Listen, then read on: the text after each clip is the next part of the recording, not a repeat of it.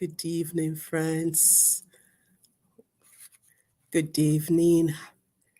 Welcome to Beyond the Pain live video. Thank God for another opportunity to come here on this Tuesday evening as I usual practice. It's always good to come and encourage one another. The Bible encourages us to do so. And this is a great opportunity to come here again this evening and to share some thoughts with you. Blessed be the name of the Lord. I just give our friends time to join us here on both on Facebook and on IG. Good evening, welcome to Beyond the Pain live video. Okay, today I want to share on a topic that's very dear to my heart, and that is never waste your pain. I know that anyone who has followed me for any significant length of time would have heard me say that over and over again, that don't waste your pain. And there is a reason why I say this often. It's important to me, number one, and it's because of my own personal experiences. And number two, it hurts my heart when I see people go through painful experiences, and that is just all there is to it. And I have been pondering quite a lot on this subject, especially in recent times, because what we lose when we do not allow our pain to, to become something that will benefit others, it's so significant. There's so much that we lose when our pain is not transformed. There's so much we lose when our pain is not transformed, when we do not allow our painful experiences to become something that will be beneficial in the long run, no matter what our painful experience may be. Let me ask you this question. Did you know that it is a double tragedy to go through a painful experience and waste it? Let me ask you that again. It is. Did you know that it is a double tragedy to go through a painful experience and waste it? So the tragedy of our trials, of our adversities, of the trauma that we suffer, the pain that we go through, is not in its fiery ordeals. The tragedy is going through that fiery ordeal and not mining anything out of it, in not bringing out something significant, something useful out of it. That is the real tragedy. And I'm bold to say that because I have gone through some fiery ordeals in my life. And those who know me know the story already.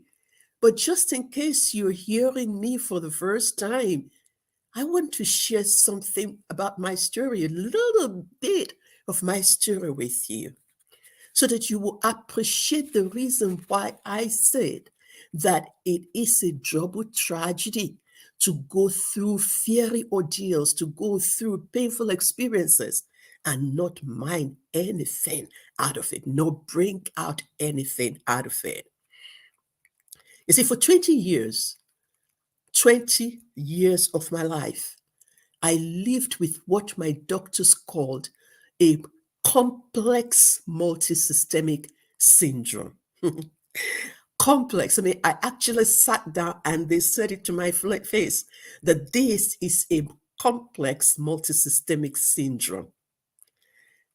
20 years, I coughed non-stop every day, 365 days times 20, because I had a chronic respiratory disease called bronchiectasis. In addition to that, I had a debilitating neuromuscular disease called myasthenia gravis. The combination of these two diseases will destroy my lungs. Every day I coughed. And it's not just it is the kind of cough that hurts your chest, the kind of cough that makes your rib feel as if it is on fire. Every day for 20 years. That is a fiery ordeal. For 7 long years, I was oxygen dependent. That means I needed supplemental oxygen for me to be able to move around, to be able to do the basic little things we do in life, just to get up, get out of my bed, walk, eat, go to the bathroom. I needed to have oxygen in my nose, an oxygen cannula in my nose. And if I needed to go out, I had to carry oxygen bottles with me. And God help me. We must ensure that we carry enough oxygen to last me to go and to come back. At a few occasions, we ran out of oxygen, and it was a near emergency, looking for where could get oxygen immediately. 7 long years. Then added to that, for 3 years, I dared not go to sleep without the mask of a ventilator fastened to my face. No, I dared not go to sleep because my lungs may just forget to breathe when I'm sleeping.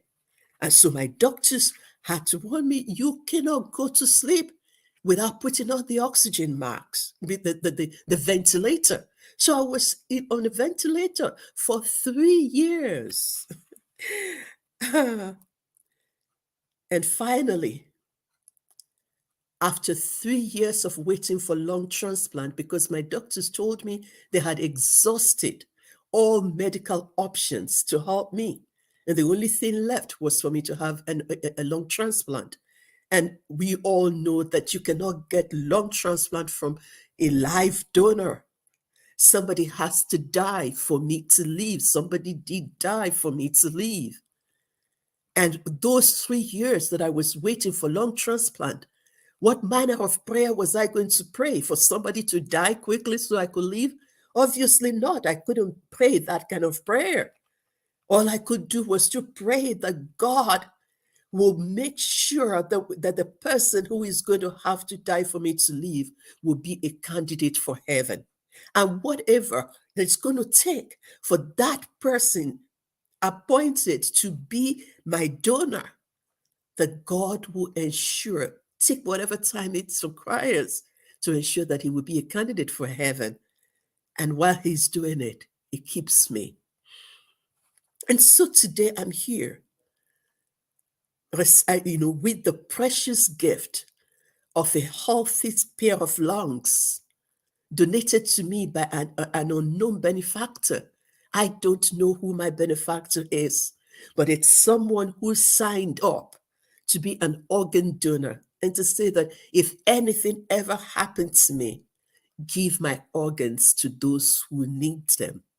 And today I'm here. That this set of lungs have kept me alive till today. Because one person, I don't know whether it's a she or a he, although I have a strong sense in me that it must be a male, because the lungs were actually bigger than my lung cavity, and they had to clip it for it to fit into my lung cavity. Receiving this precious gift of new lungs has kept me alive till today. It will be 10 years in April since I got these lungs. But the truth of the matter is that was not without even much more drama happening. Because as soon as the lung transplant was over, I began to have complications. And the complications were so severe that I had to be placed in medically induced coma for 5 weeks. And believe me, I don't know about any other person who has been to coma, but I know that it was not a good experience. I had nightmares after nightmares, struggling for my life. And at the end of it, God brought me back to the land of the living. And then the doctors told me, "Congratulations, Madame Olumes." That's how they pronounced my name, because they couldn't simply pronounce Olumese. "Congratulations, Madame Olumes. You've got very strong lungs." But so I waited, holding my breath for what was going to come after the board. They said, "Because of the complications that you suffered from post-surgery, there was insufficient blood supply to your hands and to your feet, and we need to amputate both hands and both feet." And I said, "Huh?" What is the value of the strong lungs if I'm going to become a quadruple amputee? No lungs, no hands, no legs. At that point in time, I have to admit that I had had enough. 20 long years of fairy ordeals. I mean, that left me bent over, reeling in pain, horrible cough, in and out of the hospital. Sometimes I'm on admission in the same hospital 3, 4, 5 times in a year, 21 days long at times. And then after all of that and getting these new lungs, they told me that both hands and legs will have to be amputated. But you see, I'm here today. I am a lung transplant survivor, and I'm a bilateral amputee. Both legs have been amputated below the knees. But you see, that is not the end of my story.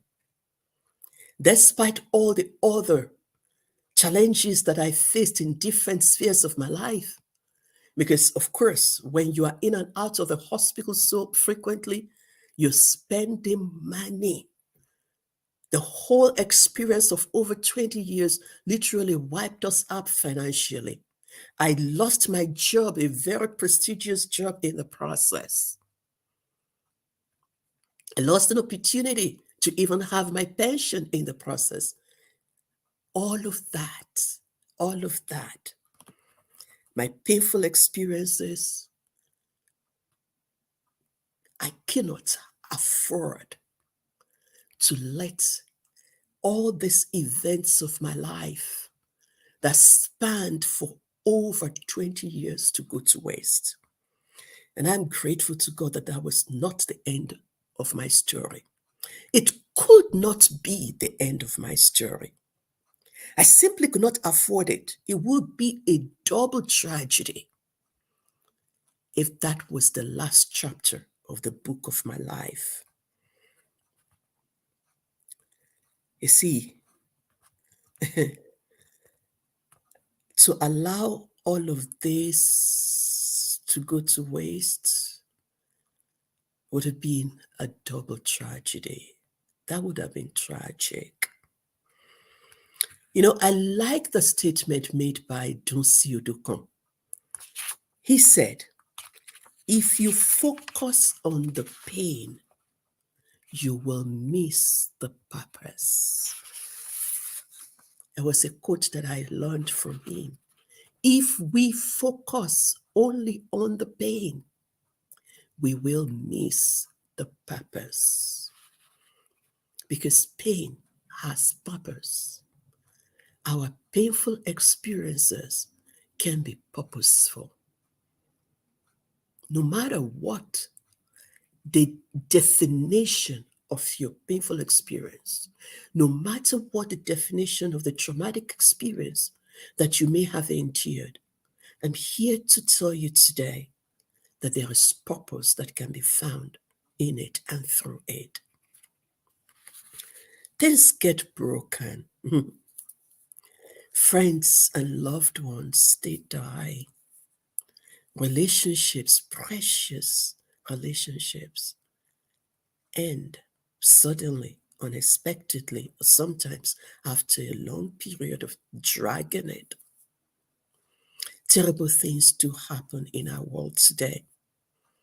Our world is shattered into smithereens, and we wonder if we can ever get the pieces back together.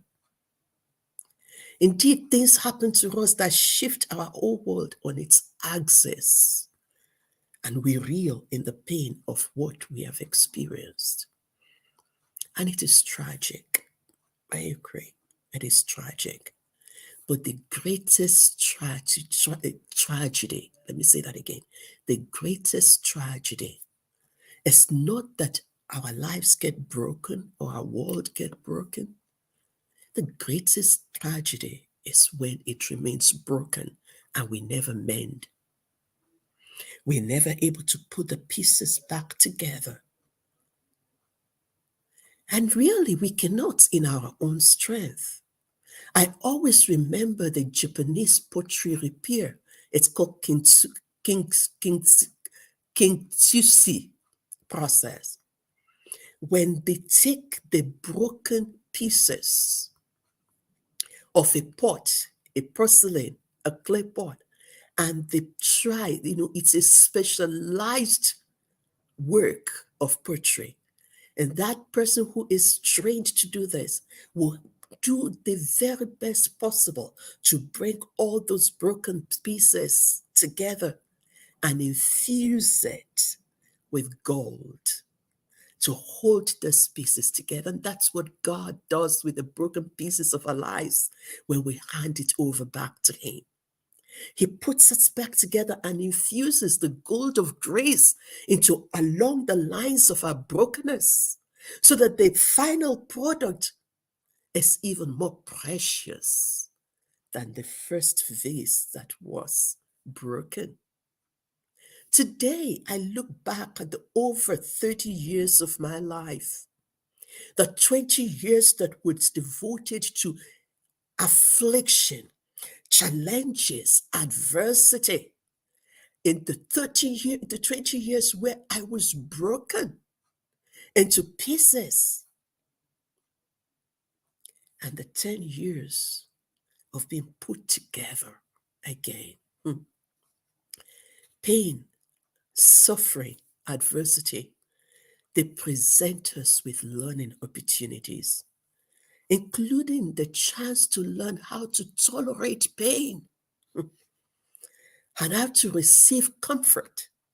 In my painful experience, I received the comfort that the Father of all comforts can give, because He promised me that in all our afflictions, all our afflictions, He will comfort us with the same comfort with which we will comfort others. So in every painful experience we go through, every adversity that we have to endure, every challenging experience that we've gone through in our lives, it's never about us alone.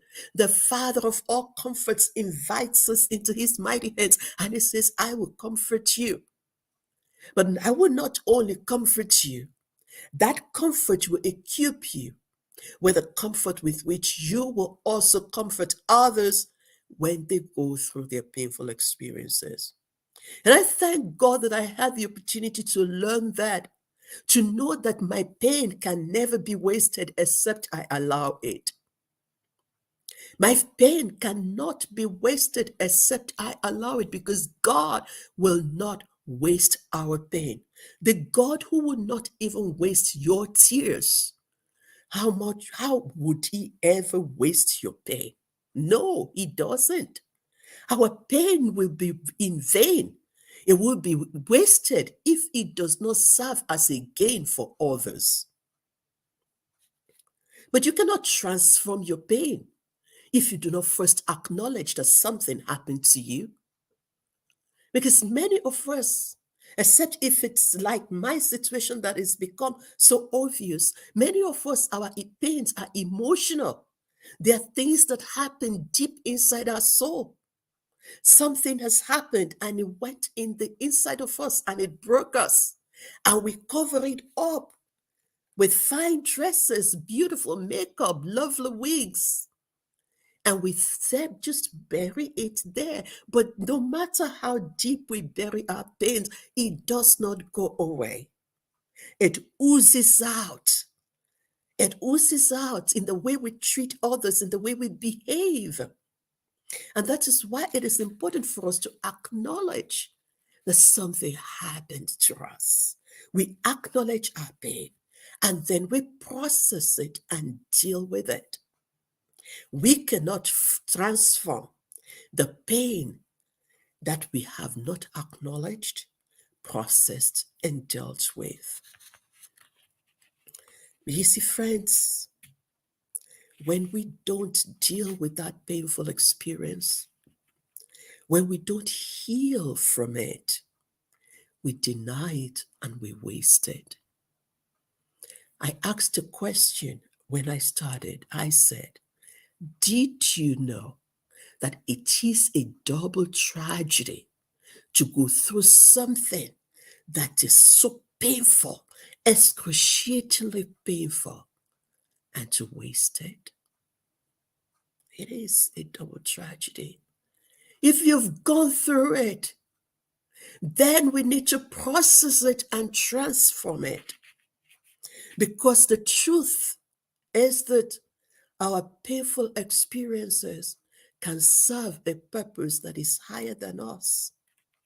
If we process it, we can process our pain, we can reframe it, and we can repurpose it.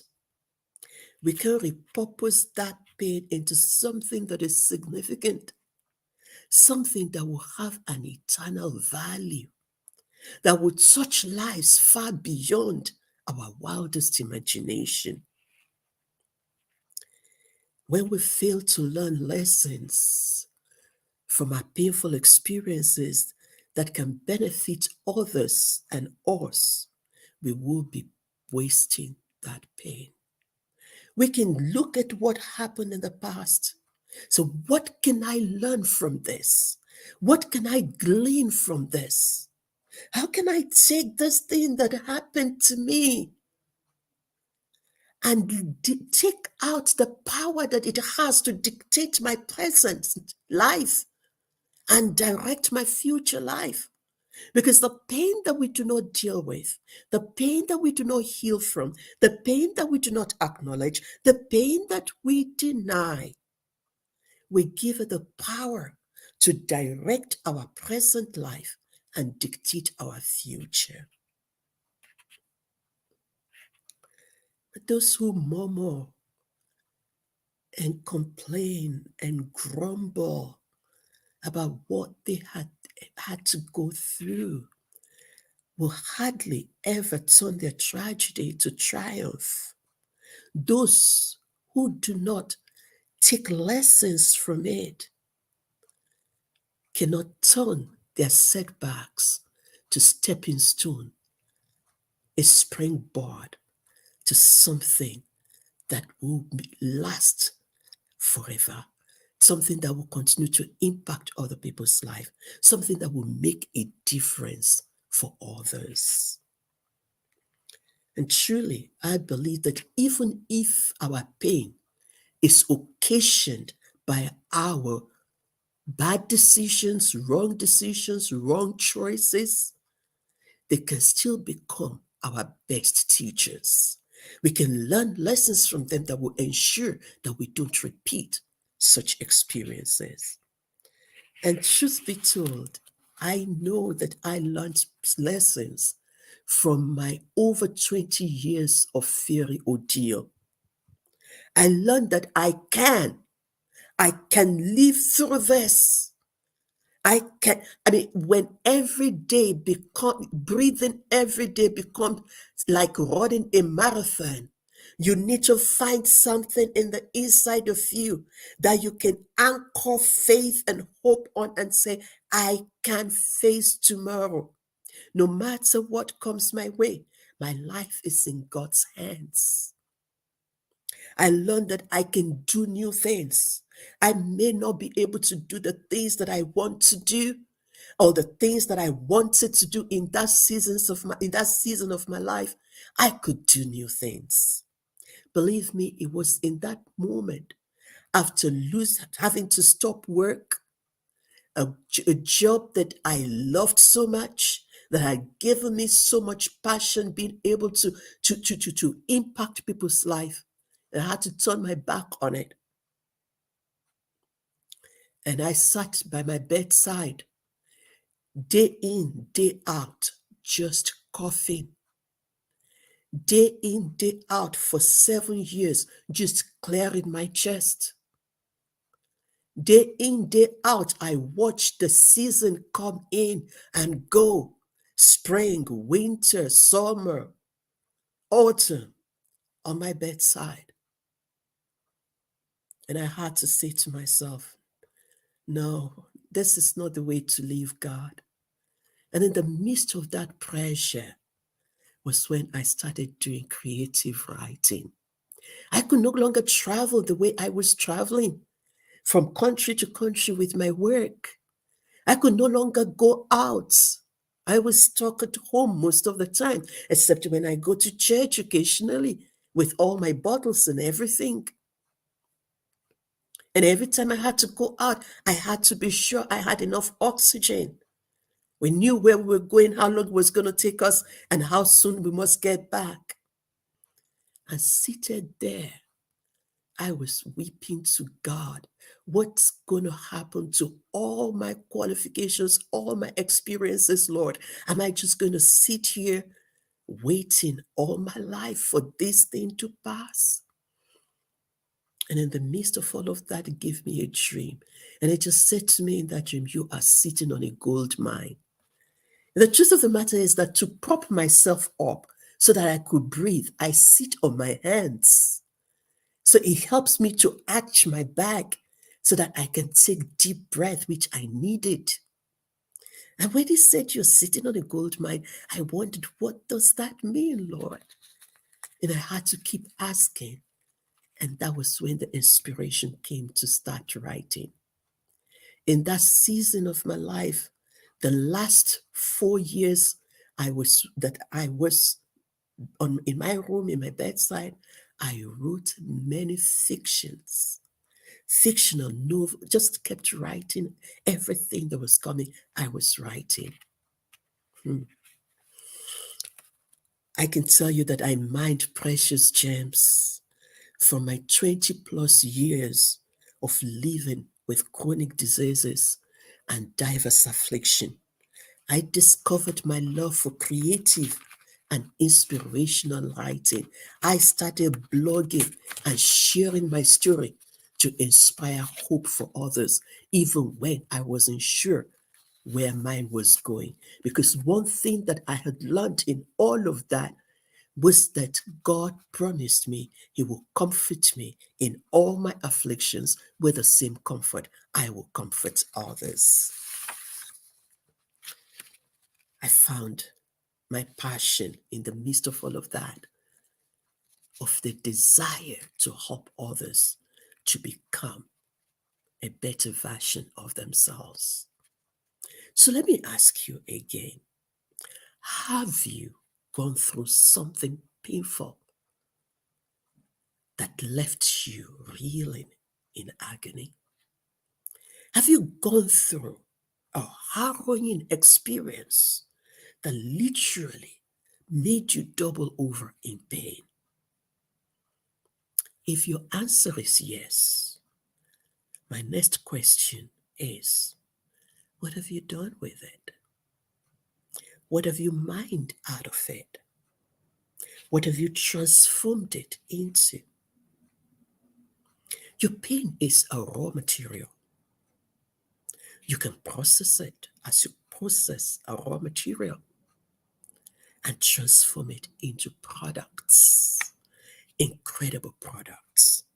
You can mine precious gems from that experience that set out to destroy you but did not. You are still here undestroyed. And that means there is a hope of a future for you. A future filled with hope is available to you. I did mine stuff out of mine, and I did transform my pain. I transformed my pain into a charity foundation. The loss of two legs has become an opportunity for over 100 amputees to have legs and arms. For children, amputee children to go to school. For amputee women to set up new business. I transformed my pain by the grace of God into books, into a course that I'm going to share with you, to tell you a little bit more, and into a program that is inspiring hope for many. And that's just the tip of the iceberg of what God has done with my painful experiences.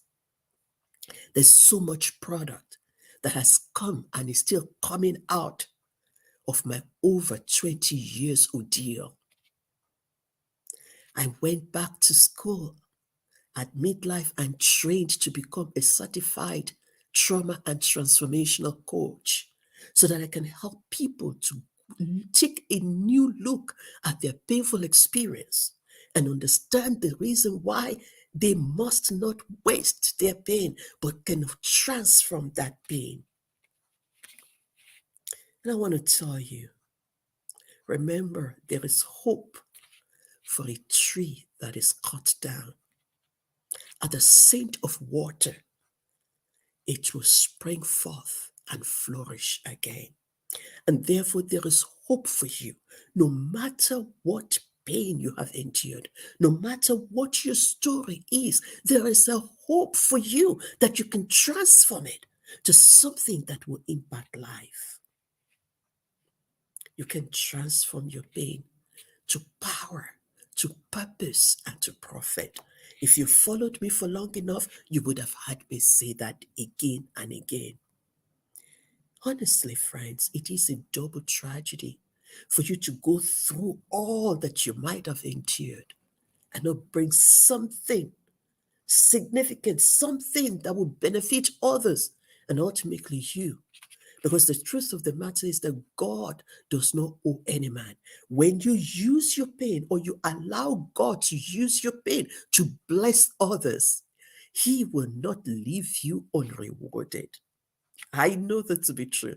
I'm a living proof that God will never leave you unrewarded if you allow Him to use your experiences to be an opportunity where others will have hope to keep going, while others will also experience healing and transformation. Never waste your pain, friends. Never. Don't do it. And as I wrap up this evening, I want you to take a fresh look at what you have gone through and ask yourself, how has this served other people? This number of years that I have lived through this experience, how has it benefited others? What comfort have I received in this season that can be available to others? How can I transform this pain to something that will be meaningful, something that will have eternal significance? My dear friends, you don't have to do the journey of transformation alone. There is help available, support available to you. I mentioned earlier that I'm a certified trauma and transformational coach. I help people to transform their pain to power, to purpose, and to profit. Your pain has a voice, your pain has a message, and your pain has a purpose. And if you want to find out how you can transform your pain to something meaningful, join me at the Profit of Pain course starting on the 1st of April. And if you look on this page from tomorrow, you will begin to see a call for application for the Profit of Pain course. It's a 10-week online course.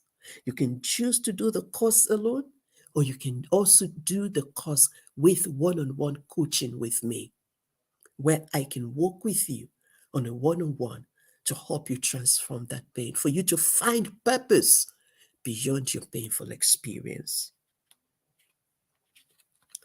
My dear friends, let me repeat what I said at the beginning, just for it to sink in. It is a double tragedy to go through something that is painful, something that broke you, and waste that experience.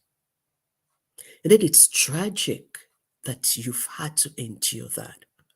But the greatest tragedy is for you not to mine something out of it, not to transform it into something that will be useful. And I know that it is possible because I have had to do that myself.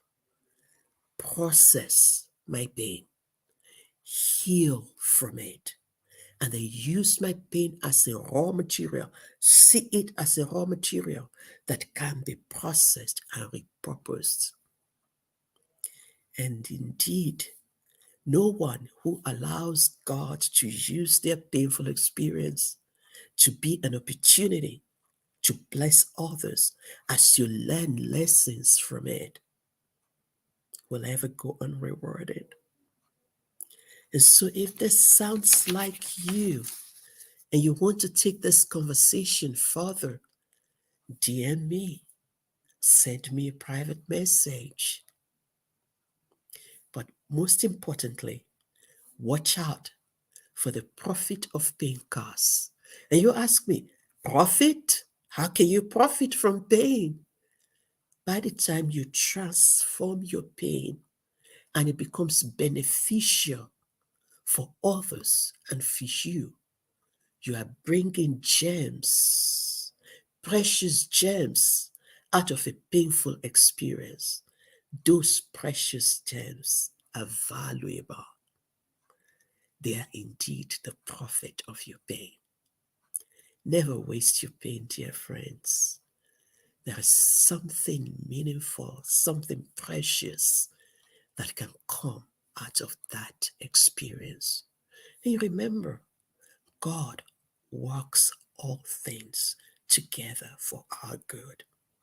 And if God will not waste your pain, you shouldn't waste your pain.